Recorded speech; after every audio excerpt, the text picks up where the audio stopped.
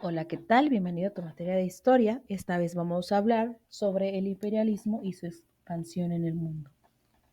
Vamos a comenzar definiendo qué es el imperialismo. En el imperialismo, una de las naciones es sometida a la otra, quien ejerce la autoridad en materia política, militar, económica y o cultural. Así se impone una agenda que favorece a la nación que ejerce la dominación, es decir, cuando una nación conquista a otra nación. Durante el siglo XIX y comienzos del siglo XX, una nueva forma de imperialismo promovido por el capitalismo industrial y las ideologías nacionalistas provocó el reparto de buena parte del mundo, especialmente en África, Asia y Oceanía, entre naciones como Inglaterra, Francia, Alemania, Italia, Rusia e incluso Estados Unidos y Japón. El periodo más intenso de la expansión imperial tuvo lugar entre 1880 y 1914. Consideran a la Primera Guerra Mundial como un conflicto incentivado en buena medida por la competencia imperial de esta época, donde los principales destinos coloniales de Europa fueron América, África, Asia. Es decir, antes de la Primera Guerra Mundial, con este acontecimiento que es el imperialismo, eh, los estados o los países buscaban ampliar sus territorios por medio de conquistar otros territorios, pero sin que estos dejaran de tener su esencia. Entonces, por este gran expansión que hubo entre 1880 y 1914, pues se dan como antecedente a lo que conocemos posteriormente como la Primera Guerra Mundial. En América fue principalmente conquistada y colonizada a partir de finales del siglo XV. América era un continente que era fuente de materias primas, principalmente el oro, la plata, y posterior a las guerras de independencia, pues dejó de tener ese protagonismo para el expansionismo imperial europeo. Una de las naciones, Estados Unidos, llegó a convertirse a su vez en una potencia expansionista. ¿Qué quiere decir? Que bueno, América primero fue conquistada por los españoles, posteriormente a la independencia, eh, América se conformó en diferentes países. Uno de esos países principales pues fue Estados Unidos.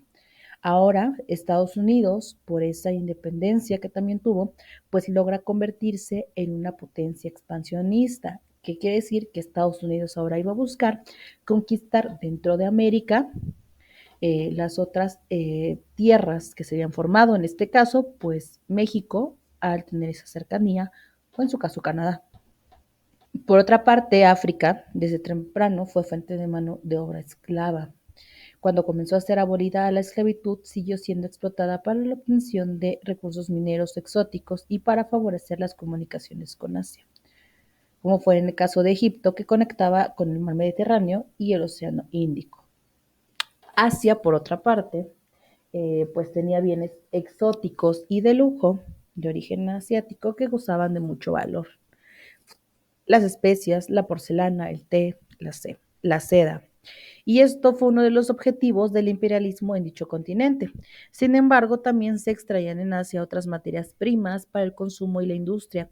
Se explotaba mano de obra y se abrían mercados para productos elaborados. Uno de los ejemplos más significativos del imperialismo colonial en Asia fue el Raj británico en India. Las consecuencias del imperialismo pues fue principalmente la necesidad de materias primas. Europa occidental necesitaba un flujo estable de materias primas para alimentar la industria capitalista que permitía la elaboración de productos a gran escala. Como recordamos, aparte de la revolución industrial, pues las necesidades de producción se masifican, es decir, que ahora se busca hacer lo mismo que hacían los agrícolas, los campesinos, pero a mayor escala. Por lo tanto, como se requería mayor producto, obviamente se necesitaban mayor cantidad de materias primas, que en este caso, por ejemplo, Asia, pues era muy privilegiado. Otra causa del imperialismo fue la competencia entre los imperios. los diversos imperios de Europa rivalizaban por el control de otros territorios para obtener ventajas económicas y posicionarse políticamente. La expropiación del mundo y la ciencia.